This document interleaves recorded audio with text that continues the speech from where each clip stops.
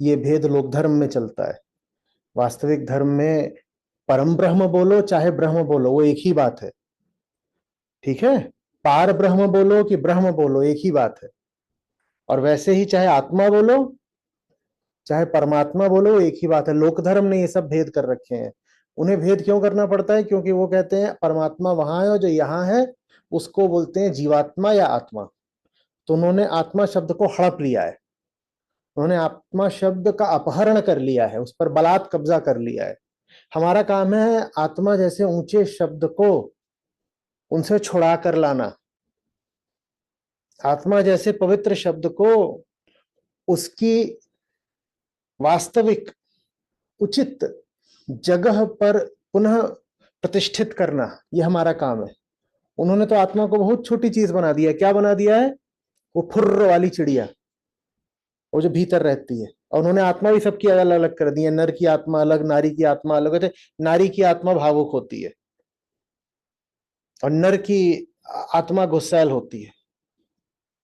कौन सी आत्मा है वही जाने। बोलते हैं आत्मा निकलती है, फिर वो ऊपर जो परमात्मा है उसके चरणों में जाकर वास करती है और वहां मिल जाती है, और ये दुनिया भर के। तो बात तो हो रही है उच्चतम को पाने की, परमात्मा समाहितः।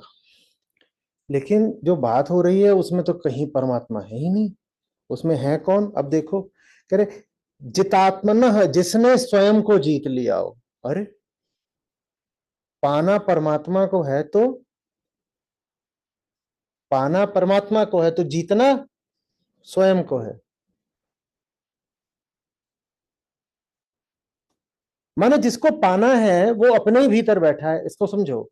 हम कह रहे हैं परमात्मा को पाना है तो स्वयं को जीतना, इसका मतलब क्या हुआ? सोच के बताओ।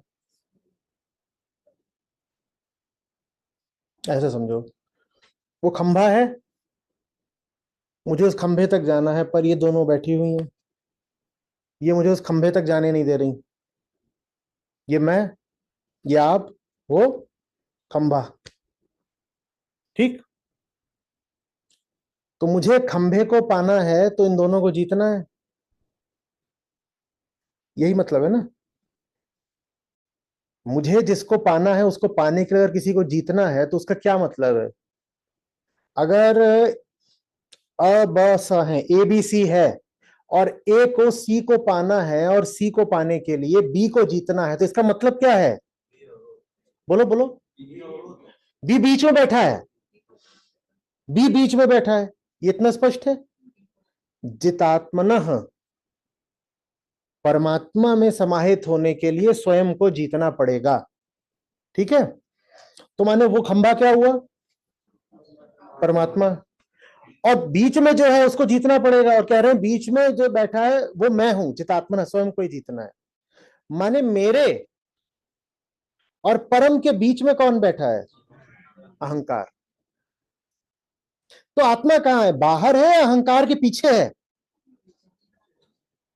अहंकार के, ये वेदांत में और लोक धर्म में अंतर है। वेदांत आपको बताता है आत्मा अहंकार के पीछे छुपी हुई है। जो उच्चतम है, जो परमात्मा है, वो अहंकार के पीछे छुपा हुआ है। जैसे कृष्ण कहते हैं ना कि आग है लेकिन आग धुएं के नीचे छुपी रहती है। तो वेदांत आपको बताता है कि परमात्मा अहंकार के पीछे छुपा हुआ है, दूर नहीं है, और ज्यादा अंदर है। दूर नहीं है बल्कि वो और ज्यादा अंदर। आपको लगता है अंदर कौन बैठा है? अहंकार। आपको यही लगता है ना अंदर कौन बैठा है? अहंकार। पर अहंकार के भी अंदर कोई और बैठा है, उसको कहते हैं परमात्मा या आत्मा। जो भी आज श्लोक में परमात्मा वर्णित है तो हम परमात्मा ही कहेंगे। हम कहते हैं भीतर क्या है, ये साथ चलिएगा, ये समझ में आ गया तो आ गया, नहीं तो आप फिर भटकते ही रहोगे वही बाहर के। आत्मज्ञान बिना नर भटके कोई मथुरा कोई काशी, भटकते ही रहोगे। हम कहते हैं भीतर क्या है, पर अहंकार धुएं जैसा है। अगर अहंकार भीतर है और धुएं जैसा है तो अहंकार के पीछे भी जो होगा कोई, यदि होगा तो दिखाई देगा क्या? नहीं दिखाई देगा ना। हाँ, अहंकार के पीछे आग है, आप आग हो। वेदों में अग्नि को बहुत ऊंचा स्थान दिया गया है।